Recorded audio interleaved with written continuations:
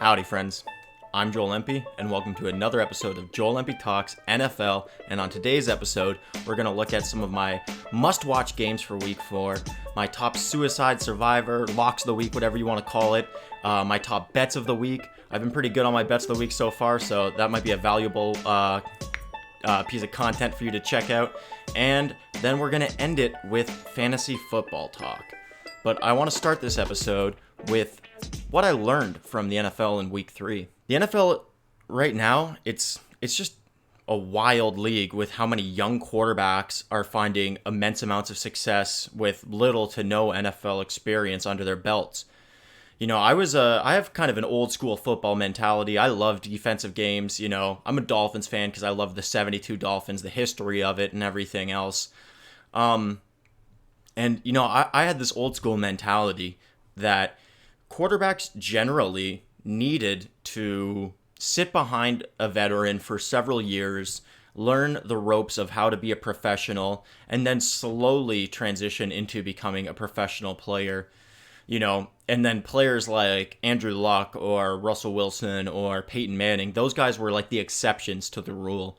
But generally, that was the formula. And if you had to play a rookie right off the bat, like that, you were in trouble. That's not the way it is anymore.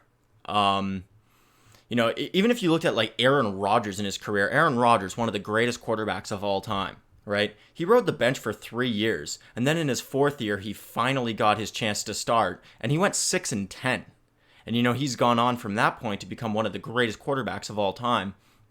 But you know, he had the more traditional career trajectory that I thought, you know, was the way to develop a quarterback properly. But that's just not the case anymore. And I'm really not sure why young guys are finding so much success so early compared to the way that it used to be.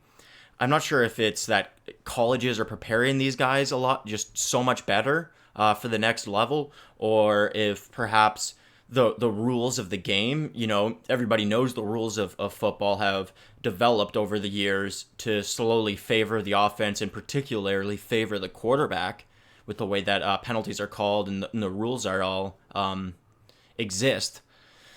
Maybe it's the way that just the coaching, you know, in the transition months from the end of your college career to when you start your pro career. Because, you know, any of these quarterbacks, they're working with, you know, throwing coaches, strength and conditioning coaches, mental coaches. There's just so much money in football, and there's so much money in development and so many, you know, different coaches and different ways to develop these guys. Like, maybe that's the reason why. But whatever the reason is, the results speak for themselves. It's a young man's game at quarterback now.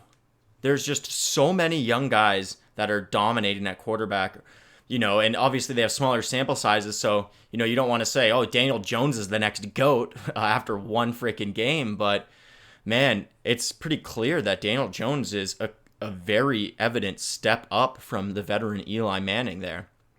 And I'll admit, all week, when I heard Daniel Jones was going to be the starter, I thought that was just a terrible idea. I thought it was short-sighted by the Giants, you know, because I still had that old school mentality that it's like, oh, you've got a good pro there in Eli. He can show this kid the ropes and teach him how to prepare week to week, and this kid can learn by Eli's example.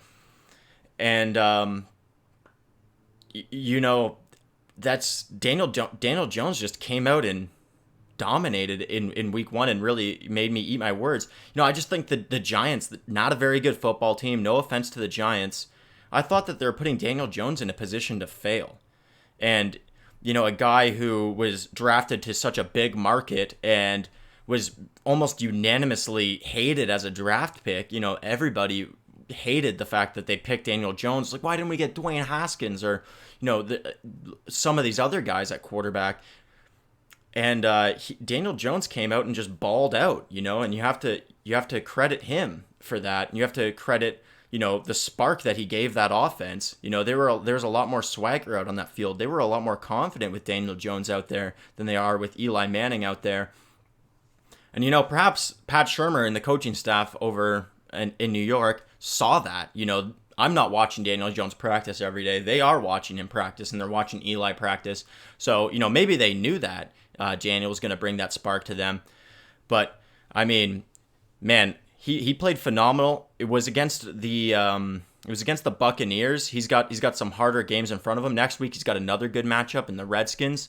But the week after that, they play the Vikings. It's going to be really telling to see in that Vikings game what kind of player he is. But then you just think about the other guys like Gardner Minshew.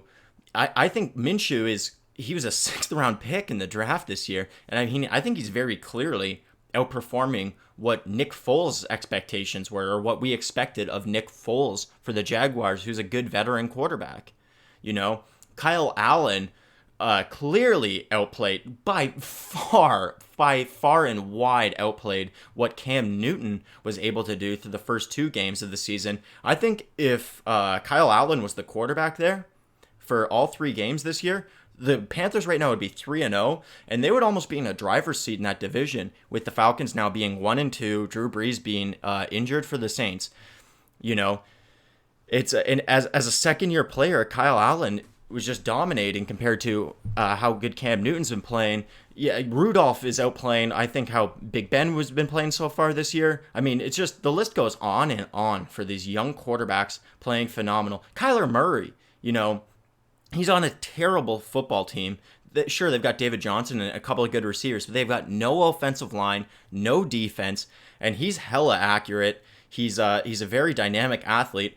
If they had a good O-line and a good defense, the Cardinals would probably be in the driving seat of their division, with the Seahawks not playing as well as you expected, the Rams not playing as well as expected either. So it's a different league. Young quarterbacks, are quite literally the future. And, it gives me a lot of optimism as a Dolphins fan that, we're going to hopefully be able to find a guy next year with all of our draft capital that can come in and be an impact player right away. I'm not holding my breath about it, but I am feeling a lot more optimistic about the potential future of the quarterback position in general. All right, now let's look at some of the games from last week. I'm not going to touch on all of them, just the ones that really stood out to me. I'm going to feature a lot of talk about young quarterbacks as well, because that's sort of a theme in my mind for the week. So let's start with the Thursday game. Gardner Minshew there in Jacksonville. He was just outstanding against a Titans defense. That's a very quality defense. By the way, if you bet the under on that game, like I suggested, you would have won. So make sure you tune into my bets. And really now the weakness of that Jacksonville team is the receiving core. DJ Chark has been phenomenal as a rookie, and he's got a ton of potential. But D.D. Westbrook is clearly not a number one receiver type of a guy. He had several drops in that game, including at least one touchdown drop that I can remember. So Minshew's stats would have been way better if D.D. or if he had just any really competent receivers outside of Chark in general. So Jacksonville, I think that they no longer need to look for that starting caliber quarterback. They've got a franchise guy in Minshew now. And, the defense is still totally intact. Minshew is not going to command, a lot of salary cap space for the next several years. So really the priority for that team now is to find some wide receivers.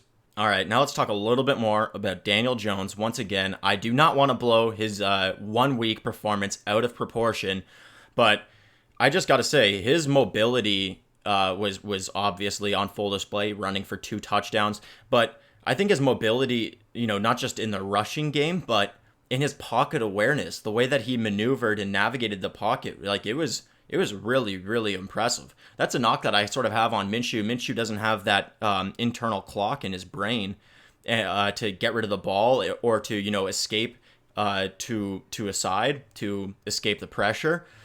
But Daniel Jones, he's not Russell Wilson, but he really impressed me with his ability to navigate the pocket, avoid the pressure, and then deliver the ball down the field. And the really awesome thing here, if you're a Giants fan, is that you could basically get to go from Eli Manning to Daniel Jones. You get to go from one franchise quarterback to another franchise quarterback with no lag time in the middle. That's like going from a Favre to Rodgers or Bledsoe to Brady. You're just so lucky as a fan base. You don't even realize to be able to go, think about what Cleveland would do to have just, one quarterback. Baker might be the guy, but just to have one quarterback to be a franchise quarterback. for a significant amount of years is an amazing thing to have as a franchise. But to be able to get 2 back-to-back like the Giants have right now, potentially, I mean, that's a really, really encouraging thing for that fan base. And like I said earlier, they have the Redskins next week, another favorable matchup for Daniel Jones that I think he should be able to look good again. And then they have the Vikings, so that's going to be the real test to see if this kid is truly something special, like he looked like in that game against the Bucs this past weekend, or if he still has some work to do, which it's not a big deal if you don't play well against the Vikings. Matt Ryan didn't play well against the Vikings.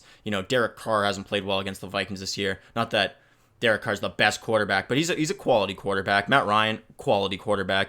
These guys didn't look good against the Vikings, so if you can look better than one of those guys against the Vikings, then man, Daniel Jones is the truth. Now let's talk about a second-year quarterback in Josh Allen. Josh Allen, I think I said this last week. I'm going to say it again anyways. He's the new Cam Newton in the NFL.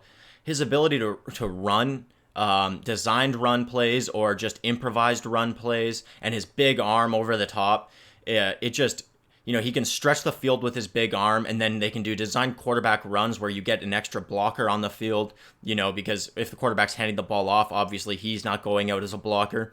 So it's so valuable to have a quarterback that you can draw up designed runs with, or, he can improvise to run for a first down in crucial situations like he did several times in the game this past weekend. And then he's got the big arm to put the ball down the field. Sure, like Cam Newton, this is why the comparison really works. He's not the most accurate guy in the intermediate types of throws, but his ability to stretch the field with his arm and then make plays with his legs are truly something special. And the Bills obviously have a phenomenal defense. I'm really, really excited for them to play the Patriots this weekend. Patriots wide receiving core is pretty banged up. Obviously, AB is gone. Good riddance to that guy. And obviously, Julian Edelman got knocked out of the game with a chest injury, so he's definitely not going to be 100% if he does play, which it looks like he will. Josh Gordon was a little banged up in that game. So against a weakened Patriots wide receiving core, matching up against an extremely good Buffalo Bills secondary and pass defense in general, it's going to be interesting to see if the Bills can pull off an upset. Even if they can just be really competitive in this game, it would go a long way to improving their confidence and improving their stature in the eyes of NFL analysts all over the league. I personally think the Bills are a wild card team. I got them being a wild card team along with the Colts right now in my AFC projections. And, I'm really excited for that game against the Pats. And I really feel like the Bills have purposely, this could be me being, a Patriots hater or, looking into and giving the Bills too much credit. But I really think that they've been purposely running a little bit more of a vanilla offense and not really showing the full plethora of their offensive playbook because they circled this game against the Patriots in Week 4 at the start of the season. And they planned to debut a lot of, the full breadth of their playbook this week when they have, the Patriots. The first 3 weeks of their season were really, on paper, pretty easy games to win. And, they've come out of it 3-0 with what I think is a more vanilla version of their offense than they can really show. So it's going to be interesting to see if they can unleash their full offense against the Patriots. Because I think it was a strategy by them to show a bit more of a vanilla offense, not really show their hand, so that way the Patriots don't have the full tape to study on the Bills going into this Week 4 matchup. All right, next I want to talk about the 49ers. They're maybe my number one dark horse team. My bold prediction for the year that I've been saying since the end of Week 2 is that I think the Niners have a legitimate chance to win their division. I know that sounds crazy, but the Seahawks have not been playing well. They're barely beating teams that they should be blowing out. They had a bad loss against a Teddy Bridgewater leading Saints team in Seattle, where they're supposed to be, one of the hardest stadiums for opposing teams to come in and win against them. And the Saints came in and dummied them pretty good. If it wasn't for a really heroic late surge by Russell Wilson that, the Saints didn't let them get to, but the Saints were obviously playing such a conservative style of play with such a big lead that they had, that the Seahawks were able to come back and make it a close game in the end, but really they got dominated thoroughly in that one. The Rams have underperformed. I've been saying it all year. I think that they're going to have a Super Bowl hangover this year, and they're not going to play as well. Their defense is just insanely stacked with playmakers, and their offense as well. Like, on paper, the Rams should be one of the best teams in the NFL, but the way that Bill Belichick was able to figure out those Rams in the Super Bowl, and then we saw it last night, Cleveland was doing a pretty good job of stopping the Rams. In general, the Rams only put up 20 points. I just don't think the Browns are nearly as good as I expected them to be, or they would have been able to win that game. But the Niners are 3-0. Jimmy G in his career is 10-2. 12 games is a small sample size to look at, but this guy wins football games. Their defense is severely underrated. They've got great pass rush. They've got good corners. The three-headed monster at running back is just something else. Jeffrey Wilson is just, the only true goal line back in the league, and this guy can just hammer it in. Raheem Mostert and Matt Breida are phenomenal at splitting the workload in between the 20s, so to speak. The Niners are my Cinderella story for 2019. I know Garoppolo threw 2 interceptions in that game. But if you watched the game, like if you just look at the stat line, you're not going to be impressed with Garoppolo's performance. But if you actually watched the game, he played really well. And those 2 picks, he actually hit his receivers perfectly with the ball, and they dropped the ball, tipped the ball to defenders who were able to intercept the tips. So you really can't put those interceptions on Jimmy G. You have to respect that they're 3-0, even though, maybe they haven't played the best teams so far. They have the Browns. They have a bye week coming up here in week 4, and then they have the Browns in Monday Night Football week 5. So the Browns are a middling team. That'll be an interesting one to see if the Niners can get another win there, and then they get the Rams in week 6. That's going to be the real story. If they can beat the Rams in week 6, I definitely like the Niners to be able to win the division. It's my bold prediction for the year, so I'm hoping it comes true. No offense to any Rams fans out there. All right, my first must-watch game of the week. I've already talked about it a little bit, teased it a little bit, and it's the Patriots and the Bills.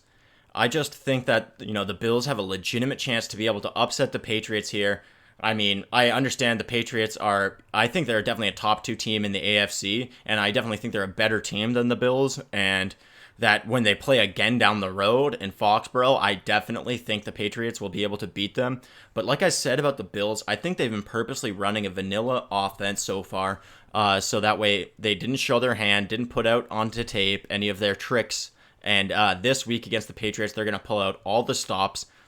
Patriots are a little banged up at wide receiver. Like I was saying earlier, Bills are so good in their secondary. I think that the Bills as underdogs in this one, I think they might be able to pull it off.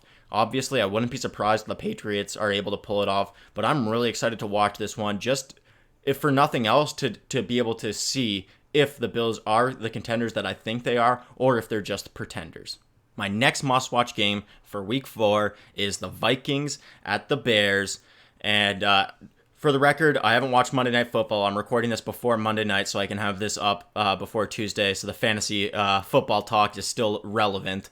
But I just love this game. It's obviously a divisional matchup between 2 teams that both have top 5 defenses. In the case of the Bears, probably the number 1 defense in the league. They both have just insane playmakers on offense, but the crux of both of these teams is the fact that their quarterbacks just aren't playing as well as you want them to.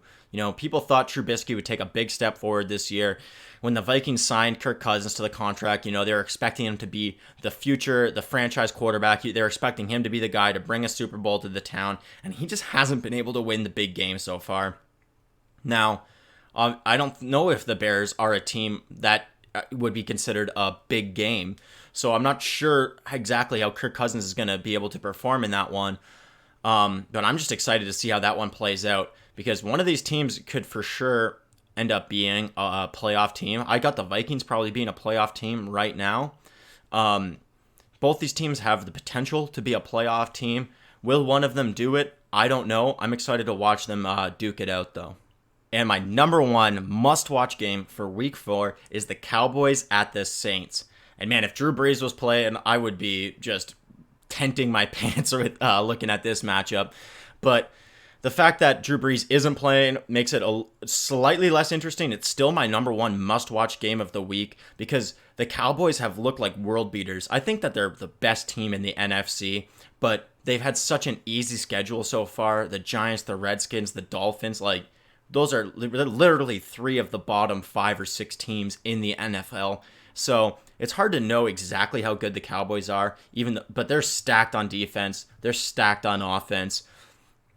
But they have to go in and play the Saints in New Orleans, which is a notoriously tough place to play. And if you're thinking, New Orleans isn't the same team with Teddy Bridgewater, sure, they're not. They're definitely not. But they just went into Seattle and put the wood to the Seahawks in Seattle, which is one of the most notoriously difficult places to play in the NFL.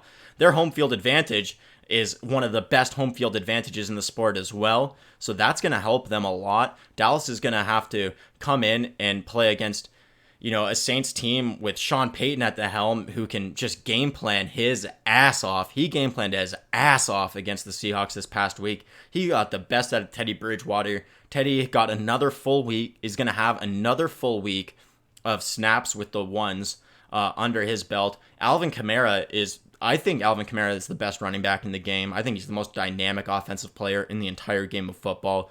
I mean, if you watched some of the things that he did against the Seahawks, it blew my mind. That guy blows my mind. His speed and pass catching ability, but then his power that he can just not get tackled. He just bounces off of hits. It's like nothing you've ever seen. Saquon and Ezekiel, there's a conversation to be had. Who's the best? I think Kamara's the best. Ezekiel's coming to town. He's going to beg to differ. That's going to be a hell of a matchup, guys. All right, my top suicide picks, survivor picks, locks of the week, however you want to talk about it, are as follows. I hope you're all still alive in your suicide pools. I'm still alive in both of my suicide pools. Fingers crossed. One of them is a point spread pool, so, you could be dying any week. But in my regular suicide pool, I'm feeling pretty confident because I'm going to take the Chargers to beat my terrible Dolphins. This is definitely the go-to strategy until the Dolphins have to play like the Jets if Sam Darnold's not back. You can just pick against the Dolphins every week. That's the number one sure thing lock of the week. And especially with the Jets being on bye this week, yeah, whoever's playing the Dolphins, which in this week is the Chargers, the definite lock of the week. My second most sure thing, if you will, that's not the best way to say it, is the Rams to beat the Buccaneers this week.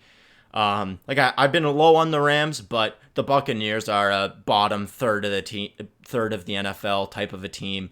They're a bottom 12 team, bottom 10 team for sure, type of a place. And the Rams are definitely, borderline top 12. They're a good team.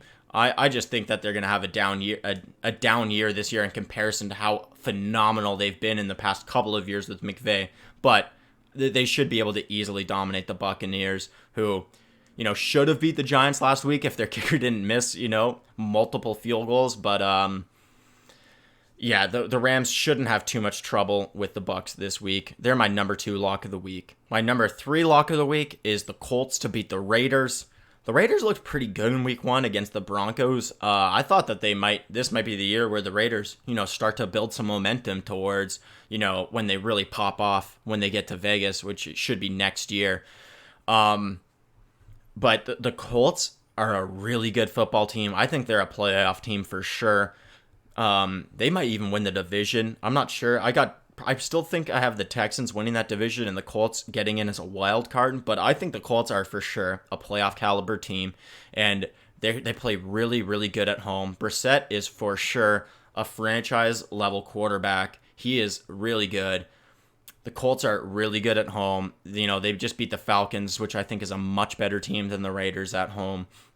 So I got the Colts being able to handle the Raiders in my last lock of the week, my number 4 suicide survivor pick is the Falcons over the Titans. I just think the Falcons, Matty Ice at home is phenomenal. He almost never loses at home. And, the Falcons almost did it against the Colts. They probably should have won that game. Their O-line is just not good. They can't block. And the Titans do have a really good defense, but the Titans offense is just miserable, man. And the Falcons are just going to be able to outscore them, particularly at home. I like the Falcons against most teams at home, and I think the Titans, they started off the season 1-0 with a bang, and it looked like, hey, maybe the Titans are a legit team. Maybe they're a playoff contender. Since then, they've cooled off dramatically. Marcus Mariota just looks terrible out there. He's clearly not the franchise quarterback answer that they're looking for. They're going to have to move on after this year. I don't think Ryan Tannehill, the backup there, is the answer either. So I'm not sure what they're going to do, but they're probably going to be trying to get one of those low picks or one of those high picks, a low placing in the NFL this year, so they can try to draft themselves a good quarterback. All right, so that's my top 4 locks of the week. Number 1 is the Chargers over the Dolphins. Number 2 is the Rams over the Buccaneers. Number 3 is the Colts over the Raiders. And number 4 is the Falcons over the Titans. Lock those up, baby. All right, now let's talk about the top bets of the week. For the record, I was 2 out of 3 on my bets last week. My one loss was I said the Falcons plus 2.5 against the Colts.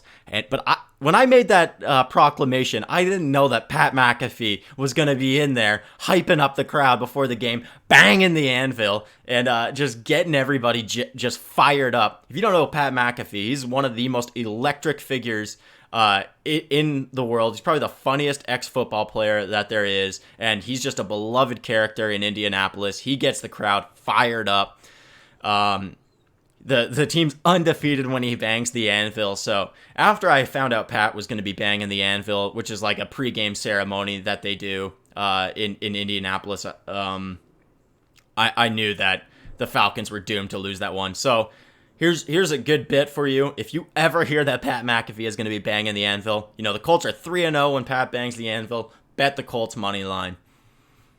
But that's enough of last week. Let's look forward to this week. My first bet of the week is the Jaguars plus 3 against the Broncos. And here's the thing is I just don't think the Broncos are a very good football team. This game is in Denver, which, it's Mile High City. Denver always plays very well at home compared to on the road. They gave the Bears everything that they could handle. They really should have beat the Bears. But that was more Trubisky just being really inept at quarterback in that game. The Jaguars, meanwhile, every week Minshew just looks better and better and better. Even when he came in week 1 in relief, when Nick Foles got hurt, he looked good, man. He looked good in that week. It was just against the Chiefs, and the Chiefs had already amassed such a lead. I mean, there's no coming back. It's going to be a tough day to beat the Kansas City Chiefs at a football game this year. You know what I mean? And then he looked even better in week 2 against the Texans, who I think are for sure a playoff caliber team, probably the team that I got winning that AFC South, which is a great freaking division, best division in the AFC for sure. And then last week, Minshew just, was looking phenomenal. If D.D. Westbrook had, a pair of hands on him, that score line would have been way, way worse. I believe the game was 20-7 anyways. And Minshew is just, playing great. He's super, super accurate. And they're plus 3 against the Broncos. Like, I got them winning in money line. I think the bet that I like is the money line bet because they're plus 145 on the money line. I love that bet. I think that they're going to win this game for sure. The Broncos don't have a good offense. The Jaguars have a phenomenal defense. The Broncos have a decent defense, but their strength is really the pass rush. Leonard Fournette's going to be able to hopefully get loose. And if Leonard Fournette can't get loose, that's because they're stacking the box. And Minshew's just too accurate. They're going to be able to put up some points. I like the money line, like I said, because you get a better return on your investment, ROI. But if you're a little bit nervous about that, plus 3 points. So if you just want to take them with the spread, I mean, I definitely like them in that as well, because it's going to be a low-scoring game. I think either way, I don't think the Jaguars are going to put up a ton of points, but the Broncos are definitely not going to put up a ton of points. Even if the Broncos do win, I bet you it'll be by a very small margin. So if you're a little bit apprehensive to go with money line, you don't mind giving up a little bit of ROI, then you can go +3 Jaguars. But I like the Jaguars money line. The next bet I like is the Chiefs -6.5 versus the Lions. And this is no beef to the Lions. The Lions are a really good football team. They're way better than expected. That NFC North is for sure the best division in the NFC. And I think that's the best division in football, because I think the Lions are probably a better team than the Bears right now, you would have to say. Unless if the Bears blow out the Redskins tonight. I haven't seen that game yet, like I said, so I'm not sure what's going to happen there. But if the Bears don't blow out the Redskins tonight, then I would put the Lions above the Bears in that division. Lions are a good football team. They have great run defense. Matt Stafford can spread the ball around on offense. They've got several playmakers. Amendola and Hawkinson are good underneath guys. And then Marvin Jones and Kenny Golladay are an amazing duo of outside wide receivers. They're like the 1A and 1B. They're like wide receiver 1A and wide receiver 1B. It's not a wide receiver 1, wide receiver 2 situation. Marvin Jones is not that much worse than Kenny Golladay. Having said all that, Mahomes is just out of his mind, man. I thought that he was going to regress this year. That's definitely not happening. It looks like he's going to improve on his historic season from last year. Right now, he's averaging nearly 400 yards per game. He's on pace to break the single season passing yards record by a country mile. He's on pace for 53 and a third touchdowns on the year. This guy is just... He's rewriting what being a good quarterback means. Like I was saying to some work colleagues, I might have even said this on the show last week, Patrick Mahomes is doing to the quarterback position what Roger Bannister did to the mile run. If you don't know the story about Roger Bannister, is basically that a lot of people theorized that it was physically impossible for a human being to run a sub 4-minute mile. Like it was literally, your heart would explode. A human being can't do it. Roger Bannister did it. He was the first guy to do it. And after he did it, I don't know what the exact number is, but dozens of people did it in a very short period of time after he did it. Because after he did it, people realized that it was possible to do.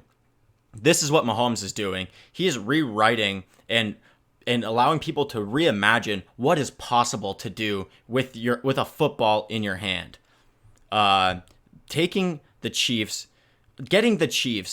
to be less than a touchdown favorites against just about anybody. I love that bet. 6.5 points. They're less than a touchdown favorite against the Lions. The Lions are a good football team, but I would pretty much take that bet against just about any team in the NFL. Now, my last two bets both come in the Falcons versus Titans game, and this game is in Atlanta, where Matty Ice is really clutch at home, and the Falcons are only -4 in this one. You have to imagine that Jacksonville just dominated. I believe it was by 13 points. I'm going to check real quick. Yeah, it was by 13 points. They beat the Titans 20-7, and that's Jacksonville. Now, Atlanta has a much, much, much more potent offense. Sure, their defense isn't quite as good, but man, that Titans offense is pitiful, man. They have one player that's really dynamic on that offense, and that's Derrick Henry. The Falcons have a good defense. They only have one thing to stop, and that's Derrick Henry. I think that 4 points, that's all they're favorited. I thought that was insanity. They should be 10-point favorites, in my opinion. So that's just a ridiculous bet. I'm not saying that the Falcons are going to put up 30 or 40 points. On the contrary, I think that they will only put up around 20 points, 24 points, somewhere in that range. But the Jaguars are only going to put up like 6 to 10, or the Titans are only going to be able to put up about 6 to 10 points, something in that kind of a range against the Falcons. So I love the Falcons -4. That's literally that blows my mind that they're only 4-point favorites. I was saying the same thing about them being 2.5-point dogs last week, but I didn't know Pat McAfee was going to bang the anvil, man. 4-point favorites in this one against a terrible, just they've looked just horrible on offense, Titans team so far this year. I love that bet. But the bet that I love even more, my favorite bet of the week, is the under bet on this game. I hit on my under bet last week, Jaguars and Titans. I'm going to like it again this week because the Titans D is pretty good. And the Falcons, I think, are going to have a command of the game in terms of tempo, in terms of score the entire time. So they're not going to look to put up 35 or so points. Like I said, I think they're going to be in the 20 to 24 point range. And I think that the Titans will be in the 6 to 10 point range. The over-under on this game is 45.5 points. 45.5. The maximum I see in this game is like 35 points. So I adore the under bet in this one. Don't sleep on the over-unders in games. I think that over-unders are more predictable than spreads. Spreads are basically 50-50 bets. Over-unders are supposed to also be 50-50 bets, but I think it's a lot more exploitable. It's a lot easier to predict what a total score in a game is going to look like compared to, a team minus or plus a certain amount. So that does it for my bets of the week. Once again, I like the Falcons -4. I like the over/under in that game. I like the Chiefs -6.5, and I like the Jaguars money line or +3, but money line is what I really like. Now that we're through the betting, let's talk fantasy football, baby. All right, so first things first, let's talk about quarterbacks. These aren't guys that I think that can be long-term solutions to your team. These are all just streaming options. I got 3 for you this week. Number 1, Daniel Jones. Now, he's going to be the top picked up quarterback this week. A lot of people are going to, pick him up to be their full-time starter. So if you don't have a higher waiver priority, you might not be able to get him. But I think he's got a phenomenal matchup coming up against the Redskins, who are one of the worst teams in the NFL against quarterbacks. But after that, he's got a couple of really bad matchups in a row. He plays the Vikings and the Patriots. So don't pick him up expecting him to be your long-term quarterback solution. He's a guy that you can start for 1 week next week. But I expect him to have a big day next week after what he did last week against the Buccaneers, which in my mind is a much better defense than the Redskins. I can see him putting up some quality fantasy numbers next week against the Redskins. The next streaming option I'm going to talk about is Jacoby Brissett. He takes on the Raiders, and he's taking them on in Indianapolis, so he's going to have home field advantage on his side. Jacoby Brissett is clearly a franchise-level quarterback, clearly a legitimate NFL starter, and he's taking on the Raiders, who are not a very good defensive football team this week. And, Jacoby Brissett last week didn't even have an incompletion until damn near the end of the second quarter. This guy is really good at home. He's got some offensive playmakers around him, some good safety blankets underneath. Jack Doyle, Eric Ebron, Nyheim Hines, good receivers on the outside, even without T.Y. Hilton there. I love Jacoby Brissett this week. Now, my third option for a streaming quarterback this week is Andy Dalton. Now, you might have watched Andy Dalton play the last 2 weeks and think that, he's the same old Andy Dalton. He had a great week 1, but, he's just an average quarterback.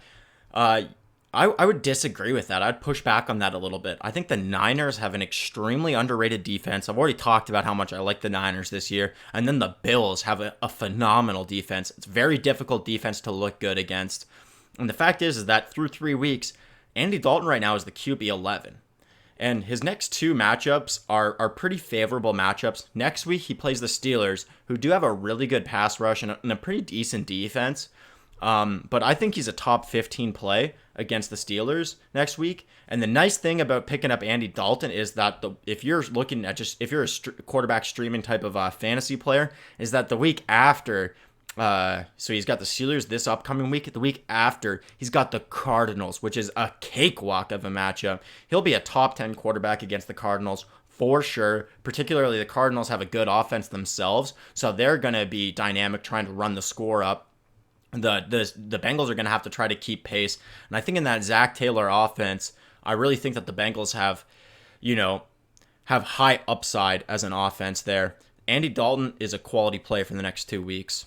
All right, now looking at running back, the first guy that I have listed here is a potential league winner. I don't want to blow it out of proportion, but Darrell Williams, Kansas City Chiefs running back. If I was running back for the Kansas City Chiefs, I would be a potential league winner. I can't run a 6-second 40 or even do one rep on the bench press, but anybody playing running back for the Kansas City Chiefs is a high-level potential player. If Darrell Williams can usurp that number one running back role, which is a real possibility right now with Damian Williams being ruled out with a knee, who knows if he's going to play next week. LaShawn McCoy has a banged up ankle. We're only 3 weeks into the season and these guys are super banged up already. Darrell Williams could inherit that number one running back role on the team. Even if he doesn't, he's going to have a role in some capacity with those two guys banged up. They're just not going to be able to go full time. And if they are going, they're not going to be able to go as hard as you would like them to go. That is Damian Williams and LaShawn McCoy that I'm talking about. So Darrell Williams is in line to have some kind of a role no matter what. If he ends up being that number one running back in Kansas City, he could be a legitimate league winner for you. He could be don't even think about it, RB2, maybe even RB1 play, week in and week out. If you can get this guy off a waiver wire, that could be a just set it and forget it type of player in your fantasy lineup. I mean, that's league winning potential. Now, the next guy I'm going to talk about is Wayne Gallman. He seems like he's in line to take over the number one running back spot for the Giants, which is not nearly as coveted of a spot as the Chiefs' number one running back, which is why I like Darrell Williams so much more. Plus, Saquon is going to come back in several weeks at time. The report isn't necessarily out right now for how many weeks, but he's going to be out for the next several weeks, Saquon. So Wayne Gallman's in line for the next, 4, 5, 6 weeks, let's say, to be the number one back there in New York. Like I was saying, not as coveted of a position, but when they have got good matchups like they do in this upcoming week against the Redskins, I think Wayne Gallman's a solid flex play this upcoming week. Maybe even an RB2 if you're not super strong at running back. And then, they've got a couple of bad matchups, but in week 7, they take on the Cardinals. He could be another solid flex play in week 7. Wayne Gallman, Saquon probably won't be back by then, I would suspect. Wayne Gallman is the kind of guy that you can go out and get, and he can give you some flex value for the next little while, especially if you are a Barkley owner. Wayne Gallman is a solid guy to go out there and get. Darrell Williams should be the number one waiver priority of the week, like hands down. If you've got a high waiver, definitely go for Darrell Williams. But if you don't have a high waiver, if you're not in the top 3 waivers, you might be safe to assume that somebody else is going to get Williams if your league is astute at all. Your league mates are astute at all, I should say. In that case, Gallman might be the guy to target. But either way, Gallman is a solid flex play next week, so you should consider getting him. Now, looking at the wide receiver position, like every week somebody booms at wide receiver that isn't an owned player, so there's so many guys that you could put in these spots. I'm just going to talk about a few of them. Number 1, Philip Dorsett. I think he's been the most consistent wide receiver on the Patriots. If you watch their games, he's been the most consistent Patriots wide receiver. AB is gone, good riddance. Julian Edelman has the chest injury. Even if he does play, he does underneath routes over the middle with a bad chest like that. Like, it's going to be rough for him. He's not going to be nearly the same player that he usually is. That's my opinion, at least. Edelman's a freak. Maybe he can do it, but I think he's going to be severely diminished. Josh Gordon's a little bit banged up as well in his own right. Plus, now that AB is gone, Gordon is always going to see the top cornerback on the other team or going to be seeing double coverage, which means that Philip Dorsett is always going to have favorable defensive matchups looking at him. He's always going to be looking at the second best corner or, be looking at single coverage all the time. So he's going to have a lot of opportunity to get open. And I think it's pretty clear that he's got a rapport with Tom Brady already. And if he is in line right now to get more targets with Edelman and Gordon in their current situations, I think the rapport with Brady is just going to continue to build.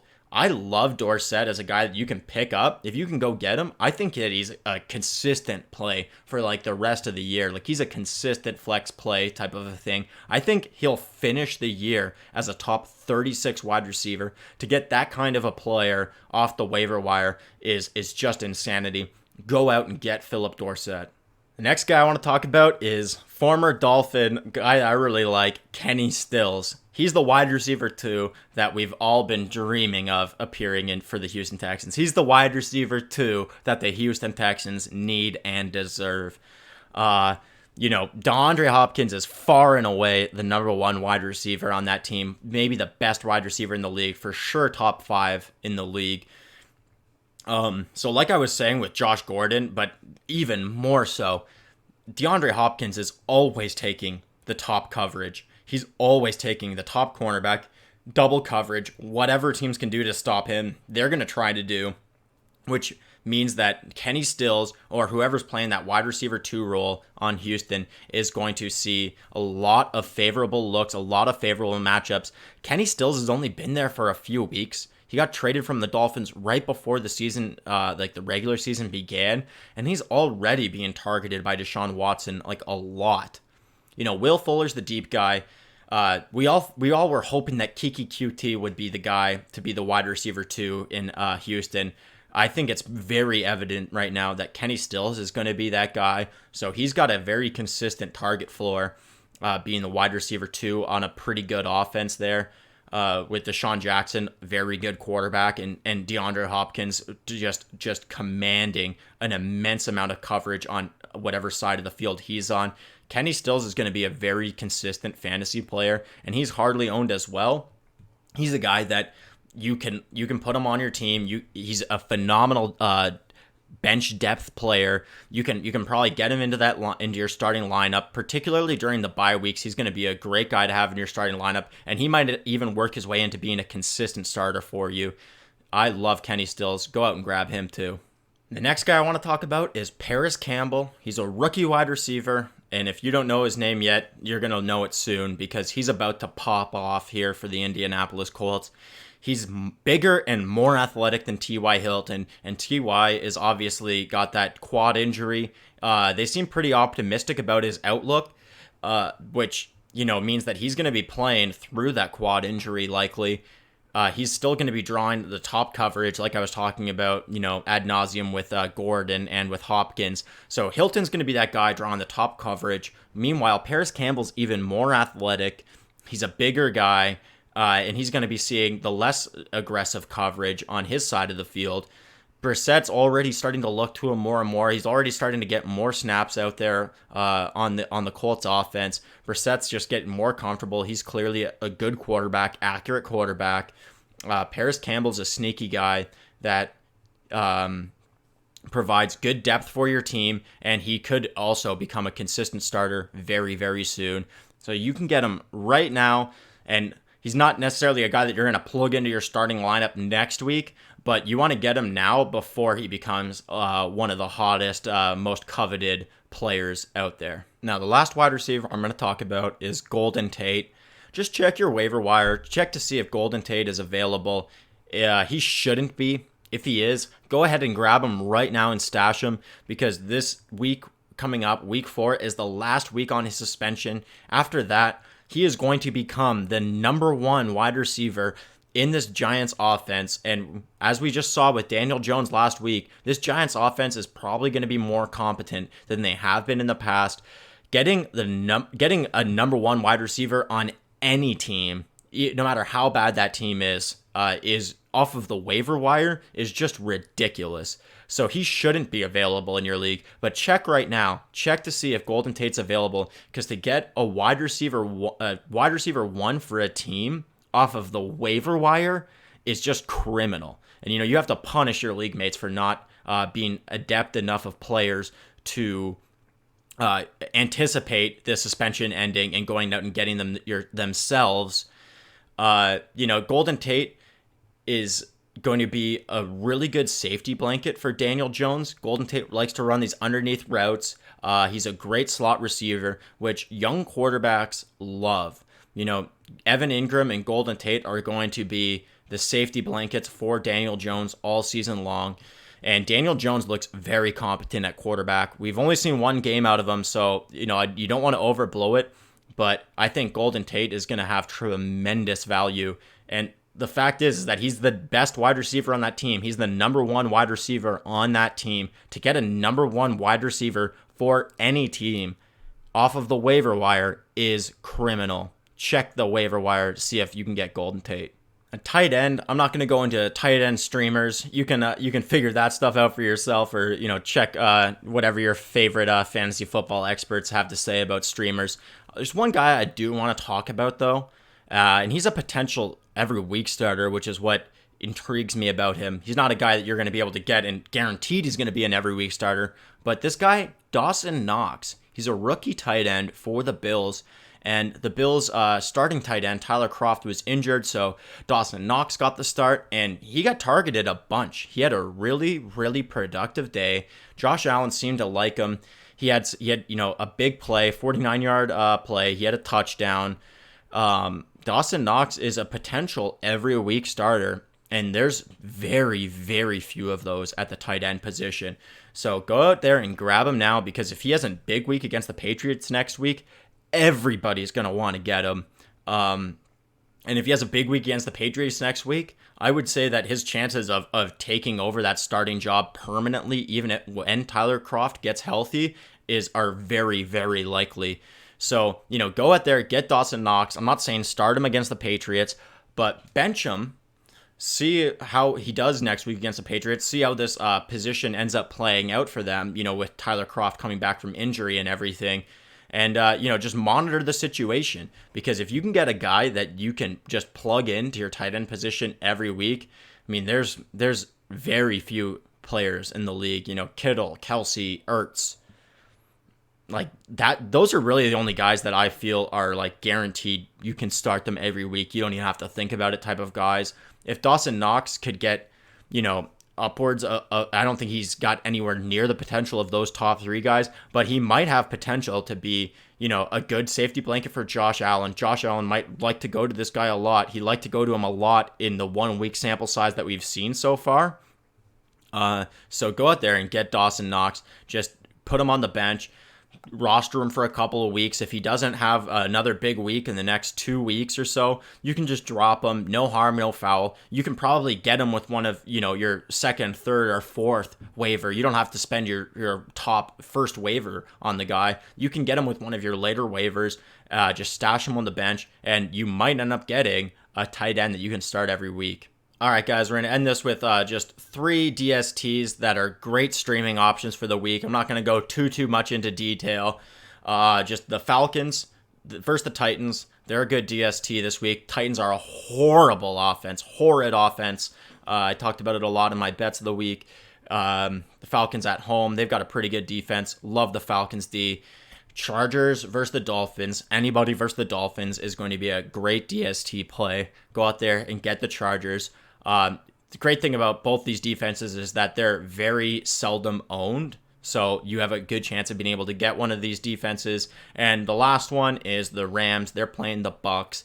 Jameis Winston is an interception machine. The Rams defense is very talented. I didn't even realize how many just A-plus players they had on that defense. I knew they had a lot of great players, Talib, Marcus Peters, Aaron Donald, but then it's like, oh wow, they've got Clay Matthews. It's just like they have so many playmakers on that defense. Tampa Bay is not that good.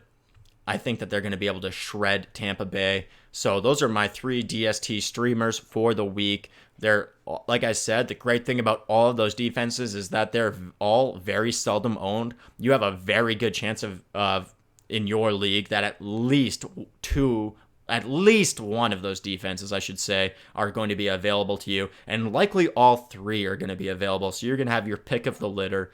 So those are my top DST streamers of the week, and that does it for Fantasy Talk. Not only does that do it for Fantasy Talk, but that does it for the episode this week.